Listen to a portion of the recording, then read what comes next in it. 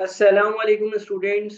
आज के इस वीडियो लेसन में हम इन्वेस्टमेंट अप्रेजल के बारे में डिस्कशन करेंगे और बिल्कुल ही बेसिक सी इन्वेस्टमेंट अप्रेजल के बारे में डिस्कशन होगी। ये कुछ की टर्म्स या कुछ जो मेन मेजर बातें होती हैं वो समझेंगे। कुछ पॉइंट्स को हाईलाइट करेंगे और मैं एक्सप्लेन करने की कोशिश करूंगा कि इन्वेस्टमेंट अप्रेजल क्या है और इन्वेस्टमेंट अप्रेजल की क्या टेक्निक्स है। सबसे पहली बात कि हमें कैपिटल एक्सपेंडिचर और रेवेन्यू एक्सपेंडिचर के बीच का डिफरेंस मालूम होना चाहिए। अगर हम कैपिटल एक्सपेंडिचर की बात करते हैं तो वो कोई भी ऐसा खर्चा होता है जो सिग्निफिकेंट अमाउंट का हो, नॉन करंट एसेट्स को परचेज करने के लिए हो, सच एज आपने कोई मशीन परचेज कर ली, कोई लैंड बिल्डिंग परचेज कर ली, कोई नया बिजनेस परचेज कर लिया, कोई नए बिजनेस को स्टार्ट करे और उसके लिए आपने एक सिग्निफिकेंट इन्वेस्टमेंट कर ली। रेवेन्यू एक्सपेंडिचर का मतलब होता है डेली बेसिस का छोटा मोटा खर्चा। सच एज के अगर एक एग्जांपल ले लूं, लेट से आपने एक गाड़ी खरीदी। अब अगर आपने गाड़ी खरीदी है तो वो एक नॉन करंट एसेट है और वो कैपिटल एक्सपेंडिचर है। उस गाड़ी से आपको एक लॉन्ग टर्म फायदा होगा।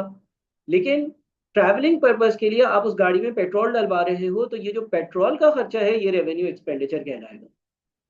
अब जब हम इन्वेस्टमेंट अप्रेजल की बात करते हैं तो हम कैपिटल एक्सपेंडिचर की बात करते हैं और हमें ये असेस करना होता है, अप्रेस करना होता है, चेक करना होता है कि हमारी इन्वेस्टमेंट वर्थवाइल होगी या नहीं, या हमें किसी पर्टिकुलर जगह पर इन्वेस्टमेंट करनी चाहिए या नहीं, या किसी पर्टिकुलर नॉन करंट एसेट को खरीदना चाहिए या नहीं, क्या किसी नॉन करंट एसेट को खरीदना हमारे लिए फायदेमंद है या नहीं है। कुछ कैरेक्टरिस्टिक्स जब आप इन्वेस्टमेंट अप्रेजल पढ़ते हैं, डिस्कस करते हैं, तो आपके सामने आते हैं। सच एज जब हम किसी भी पर्टिकुलर प्रोजेक्ट में इन्वेस्टमेंट करते हैं या किसी मशीन को परचेज करते हैं तो एक हैवी कैश आउटफ्लो होता है इनिशियली।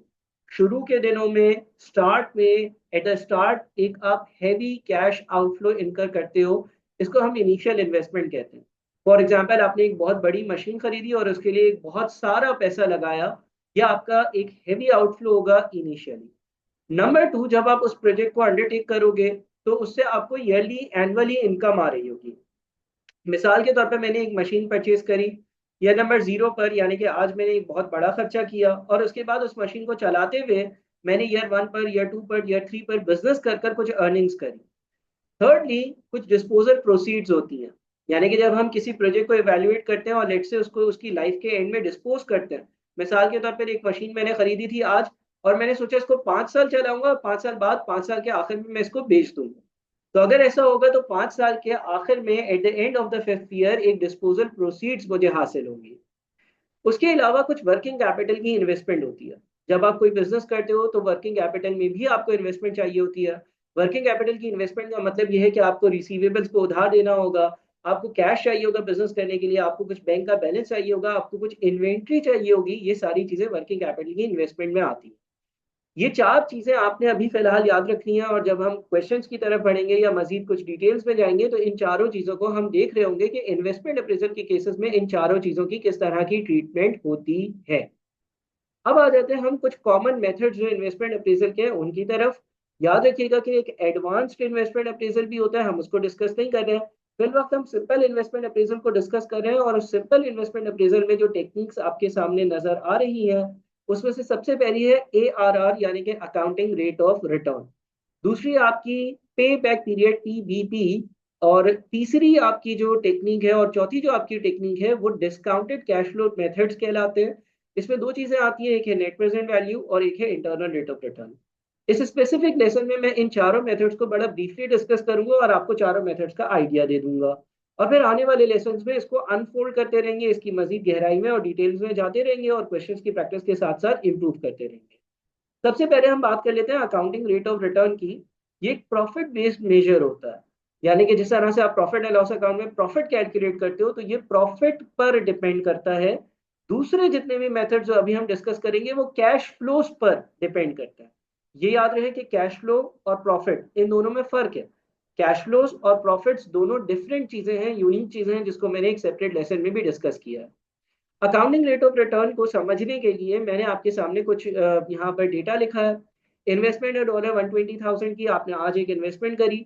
उसके बाद स्क्रैप वैल्यू है $20,000 की। What is scrap value? जब आप प्रोजेक्ट को एंड करोगे, फिनिश करोगे, at the end of its life, तो आप जो मशीन आपने खरीदी है या जो भी एसेट आपने खरीदा है उसको डिस्पोज ऑफ करोगे तो आपको रेजिडुअल वैल्यू या स्क्रैप वैल्यू $20,000 मिलेगी।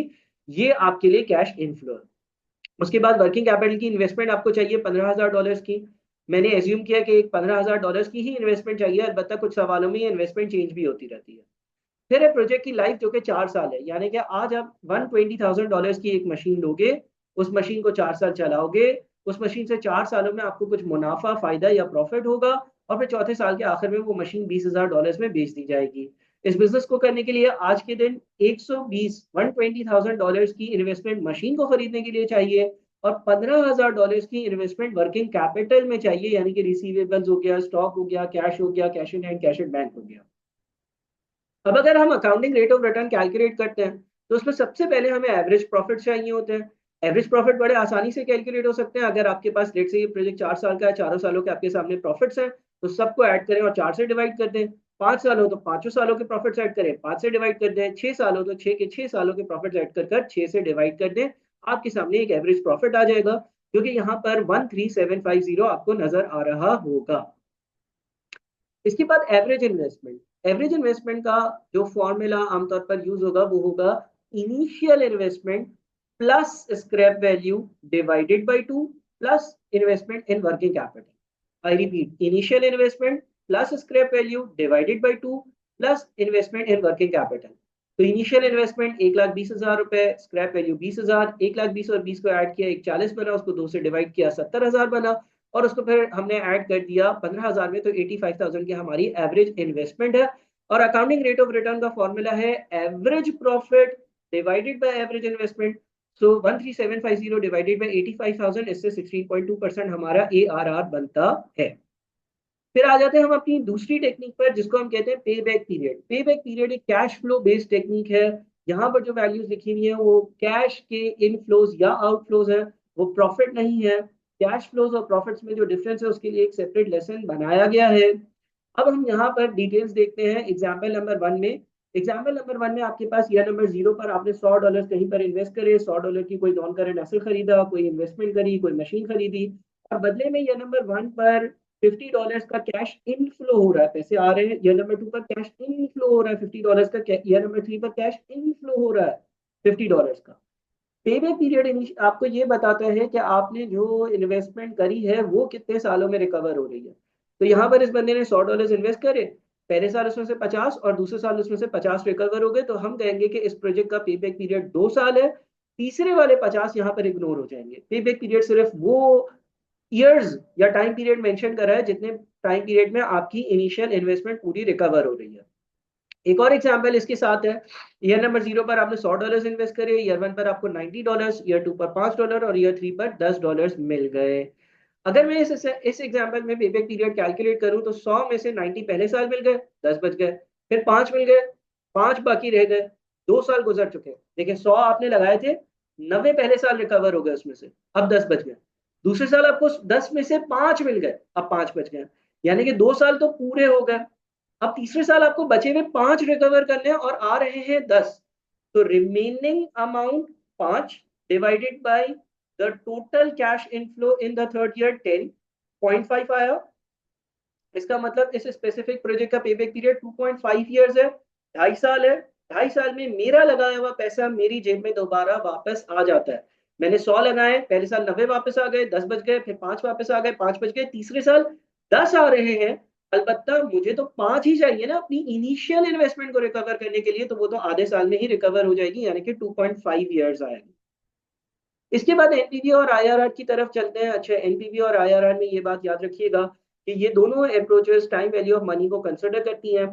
टाइम वैल्यू ऑफ मनी का कॉन्सेप्ट अगर बेसिकली डिस्कस करूं तो वो ये है कि आज के 100 रुपए आज से 1 साल बाद के 100 रुपयों के बराबर नहीं है। आज के 100 रुपए में अगर मैं 4 चीजें खरीद सकता हूँ, आज से 1 साल बाद के 100 रुपयों में मैं वो 4 चीजें नहीं खरीद सकूंगा। अब सर, आज के 100 रुपए 1 साल बाद के 100 रुपए या आज के $100 1 साल बाद के $100 के बराबर क्यों नहीं है?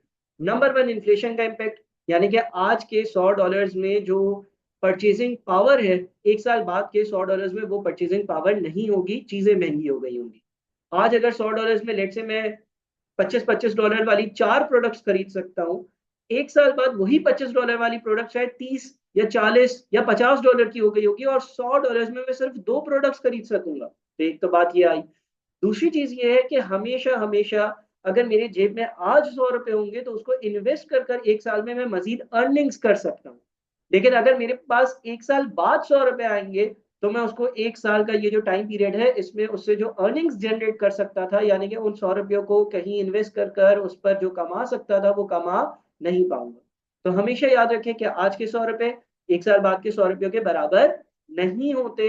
यही concept time value of money का है और वो एनपीवी और आईआरआर की अप्रोच में अप्लाई होता है। अच्छा, आपने कंपाउंडिंग और डिस्काउंटिंग कहीं ना कहीं जरूर पढ़ा होगा। उसके मैंने यहाँ पर आपके सामने जो दोनों फॉर्मूले वो लिखे हैं ताकि आपको ये समझ में आ जाए कि लेट से कंपाउंडिंग की बात करते हैं। कंपाउंडिंग का मतलब ये होता है कि आपको प्रेजेंट वैल्यू दी हुई हो और आपने फ्यूचर वैल्यू कैलकुलेट करनी हो। इसका फॉर्मूला होता है S is equals to P one plus I power N.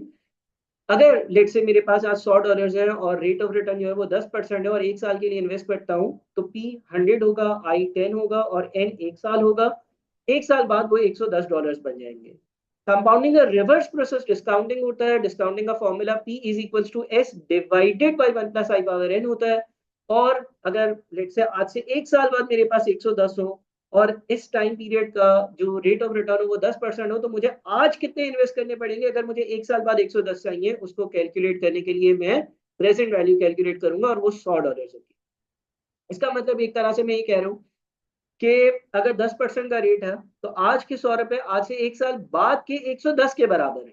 यानी कि आज के 100 रुपए जो चीजें खरीद सकते हैं जो पावर रखते हैं आज से 1 साल बाद के 110 रुपए वही पावर रखते हैं। अच्छा, अब हम वहां जाते हैं एनपीवी अप्रोच को ब्रीफली डिस्कस करने के लिए। जितने भी कैश फ्लोज किसी भी पर्टिकुलर सवाल में होंगे उसको हम उसकी प्रेजेंट वैल्यू में कन्वर्ट करेंगे, आज की वैल्यू में लेकर आएंगे और फिर एनपीवी कैलकुलेट होगी using the formula present value of cash inflows minus present value of cash outflows. अब जरा यहाँ पर 1 मिनट थोड़ा सा सोचिएगा। लेट से क्या आपने एक जगह पर $100 इन्वेस्ट करे। आज आपने एक जगह पर $100 इन्वेस्ट करे और आपको उस इन्वेस्टमेंट से 1 साल बाद $102 मिल रहा है। आज आपने एक जगह पर $100 लगाए, आपको 1 साल बाद $102 मिल रहे हैं। या लेट से मैंने आपसे कहा भाई मुझे आज $100 दे दो, मैं तुम्हें 1 साल बाद $102 दूंगा, $102 दूंगा। तो क्या आप मुझे $100 आज दे दोगे? क्या आप अपना डिसीजन इस बेसिस पर लोगे कि यार मुझे $2 तो बच ही रहे हैं या $2 तो एक्स्ट्रा मिल ही रहे हैं 1 साल बाद, तो आज $100 लगाकर $102 1 साल बाद हासिल करना बिल्कुल ही वायबल है? नहीं। इसलिए क्योंकि वो $100 शायद में भी अगर आपके खुद अपने पास होते तो कहीं इन्वेस्ट कर कर आप में भी अगर मार्केट का रेट ऑफ रिटर्न 10% चल रहा है तो उस 100 से 110 बना सकते थे। मैं तो आपको फिर भी 102 दे रहा हूँ। इसीलिए जब हम कहीं पर भी इन्वेस्टमेंट करते हैं एनपीवी की अप्रोच ये कहती है कि जितने भी फ्यूचर में आपको बेनिफिट्स मिलेंगे या कैश इनफ्लोज होंगे आप देखें उसकी आज की हकीकी वैल्यू कितनी। और उसके लिए आप डिस्काउंटिंग की मदद लें। डिस्काउंटिंग का formula P is equal to S divided by one plus I power N होता है। इसको हम P is equal to S multiplied by one divided by one plus I power N भी लिख सकते हैं जिसको हम फर्दर एस की जगह कैश फ्लोज और one divided by one plus I power N की जगह डिस्काउंट फैक्टर भी लिख सकते हैं। यानी कि डिस्काउंट फैक्टर कैलकुलेट करने के लिए one divided by one plus I power N का फॉर्मूला यूज होगा। पी यानी कि present value is equals to cash flows multiplied by discount factor. अब लेट से मेरे पास 10% का रेट ऑफ रिटर्न है और मेरे पास सिनेरियो है ये नंबर 0 पर मैंने $100 इन्वेस्ट करे हैं, ये नंबर 1 पर मुझे उसके बदले $102 आ रहे हैं। मुझे सवाल ये पूछ रहा है कि क्या मुझे यहाँ पर इन्वेस्टमेंट करनी चाहिए या नहीं। आज के 100 रुपए आज के 100 ही रुपयों के बराबर होते हैं। तो आप देखें कि ये नंबर 0 का जो $100 का कैश इनफ्लो कैश आउटफ्लो है यानी कि जो मैंने पैसे लगाए हैं वो आज की या उसकी जो प्रेजेंट वैल्यू है वो भी $100 ही बन रही है। इसलिए क्योंकि जो हमारा डिस्काउंट फैक्टर बन रहा है वो 1 बन रहा है। -100 मल्टीप्लाइड बाय 1 इज -100। तो उस पर कोई फर्क नहीं पड़ा। डिस्काउंट फैक्टर कैसे कैलकुलेट हुआ? हम एज्यूम कर रहे हैं कि रेट है 10%। तो पहला डिस्काउंट फैक्टर होगा 1 divided by 1 plus 10% power 0। Second discount factor होगा 1 डिवाइडेड बाय 1 प्लस 10% पावर 1 जो कि 0.909 बनता है। 102 को 0.909 से मल्टीप्लाई किया तो वो आता है 92.73। सर अब इसका मतलब क्या हुआ? इसका मतलब ये हुआ कि आज आपने $100 लगाए, उसकी आज की कदर, आज की वैल्यू, आज की अहमियत 100 है। बदले में आपको 1 साल बाद 102 मिल रहे हैं। लेकिन उन 102 की आज की वैल्यू, आज की कदर, आज का नंबर, आज का डिजिट 92.73 बन रहा है। यानी कि 1 साल बाद 102 मिलना ऐसा ही है जैसे आज कोई मुझे 92.73 दे दे। ये बड़ी गहरी बात मैंने की है। 1 साल बाद 102 मिलना और आज 92.73 मिलना एक ही बराबर है। तो अगर मैं आज की टर्म्स में देखूं तो मैं 100 रुपए लगा रहा हूं, और अगर वो 102 आज की ही तारीख में मिल रहे होते तो 92.73 आज की ही तारीख में मिल रहे होते। तो मुझे तो -7.27 का एक फैक्टर नजर आ रहा है। यहाँ पर एनपीवी नेगेटिव है। कभी भी एनपीवी नेगेटिव होती है तो हम इन्वेस्टमेंट नहीं करते हैं। हम इन्वेस्टमेंट तब करेंगे जब नेट प्रेजेंट वैल्यू पॉजिटिव हो। अगेन नेट प्रेजेंट वैल्यू के बहुत सारे सवालात करेंगे, एग्जांपल्स करेंगे, आहिस्ता आहिस्ता ये बात मजीद क्लियर होगी। लेकिन यहाँ पर आपको एक ट्रस्ट किया, एक आइडिया मिल गया होगा कि इफेक्टिवली हम ये देख रहे होते हैं कि फ्यूचर के जो रिटर्न्स हैं, दिखने को तो वो 102 है और लगा 100 रुपए रहे हैं, लेकिन उसकी आज की औकात कितनी है? आज की औकात उसकी 92.73 है, और आज जो लगा रहे हैं उसकी आज की औकात क्या है? वो 100 है। यानी कि जो हमारे पास से जा रहा है वो 100 जा रहा है आज की टर्म्स में, और जो आ रहा है वो 92.73 आ रहा है। तो 7.27 का नुकसान हो रहा है इन टर्म्स ऑफ टुडे। हम 102 में से 100 माइनस कर कर ये नहीं कह सकते कि 2 का फायदा हुआ, क्योंकि 102 हमें मिल रहे हैं 1 साल बाद। हमें सबको एक ही जगह लेकर आना होगा, एक टाइम फ्रेम पर लेकर आना होगा। इसकी मजीद इंशाल्लाह हम बहुत सारी एग्जांपल्स कर रहे होंगे। अब हम आ जाते हैं ब्रीफली आईआरआर को डिस्कस करने के लिए। आईआरआर भी अगेन बड़ा ब्रीफली यहाँ पे डिस्कस करूंगा। इंटरनल रेट ऑफ रिटर्न मुझे ये बताता है कि मुझे मेरा प्रोजेक्ट कितना परसेंट कमा कर दे रहा है। यहाँ पर आपके पास एग्जाम्पल में मैंने ये नंबर 0, 1, 2 लिखे। एक प्रोजेक्ट है, उसकी कैश फ्लोज लिखे। लेट से मैंने कहीं पर 100 रुपए लगाए, पहले साल के आखिर में वहां से 60 आया और दूसरे साल के आखिर में वहां से 55 आया। मैंने एक 8% का 8% का डिस्काउंट फैक्टर लिया। 8% के डिस्काउंट फैक्टर्स कैलकुलेट किए। 1 divided by 1 plus 8% power 0, 1 divided by 1 plus 8% power 1, 1 divided by 1 plus 8% power 2। Cash flows को डिस्काउंट फैक्टर से मल्टीप्लाई करके प्रेजेंट वैल्यूज निकाली, और मेरी प्रेजेंट वैल्यू 2.7 है। अच्छा, ये 8% क्या है? ये 8% एक रैंडमली लिया हुआ रेट है। हमें आईआरआर कैलकुलेट करने के लिए उसके फॉर्मूले में 2 रेट्स और 2 एनपीवीज चाहिए होती है। तो हमने रैंडमली 8% का रेट लिया। हो सकता है ये क्वेश्चन में आपके दिया हुआ हो। हम जब प्रैक्टिस करें क्वेश्चन तो मैं आपको गाइड कर दूं कि कौन सा रेट पिक करना है। लेकिन एक रैंडम 8% का रेट पिक किया और उस पर 2.7 की एनपीवी आ रही है। अब मैंने एक और रेट पिक किया और वो इससे ज्यादा वाला पिक कर लिया, 12%। सेम वैल्यूज हैं, यह नंबर 0 है, 1 है और 2 है, और साथ में कैश फ्लोज भी सेम है, यानी कि सेम प्रोजेक्ट -100, 60 और 55 है। और उसके मैंने दोबारा से डिस्काउंट फैक्टर्स कैलकुलेट करे 12% पर। 1 divided by 1 plus 12% power 0, 1 divided by 1 plus 12% power 1, 1 divided by 1 plus 12% power 2। और उसको जब हमने कैश फ्लो से डिस्काउंट फैक्टर्स को मल्टीप्लाई किया तो मेरे पास जो प्रेजेंट वैल्यूज आई वो -100, 53.58 और 43.84 थी। नेट उसका आंसर -2.6 आ रहा था। आईआरआर का एक फॉर्मूला है। अच्छा, जो आपका कम वाले रेट है उसको आप A% ले लें, तो 8% is A%, NPV A is 2.7, B% is 12%, NPV B is -2.6। और आप उसको इस फॉर्मूले में पुट इन कर दें। ये फॉर्मूला है IRR is equal to A% plus NPV A divided by NPV A minus NPV B multiplied by B minus A%। इसमें आपने सारी वैल्यूज पुट इन करी तो आपको आईआरआर या इंटरनल रेट ऑफ रिटर्न 10% मिल गया। अगेन ये आईआरआर की मजीद डिटेल्स इंशाल्लाह हम अनफोल्ड करेंगे। इस स्पेसिफिक लेसन का पर्पस ये था कि मैं आपको ब्रीफली जो भी हमारे बेसिक इन्वेस्टमेंट अप्रेजल के मेथड्स हैं उनको फास्ट फॉरवर्ड में डिस्कस कर लूँ, ताकि आपको इस स्पेसिफिक चैप्टर का आइडिया हो जाए, कुछ अंडरस्टैंडिंग डेवलप हो जाए, और आगे आने वाले चैप्टर्स में आपको, और आगे आने वाले इस चैप्टर की वीडियो लेसन में आपको आसानी और आसानी से आप चीजें समझ सकें। अपना बहुत ख्याल रखिएगा। Thank you so much. Allah Hafiz.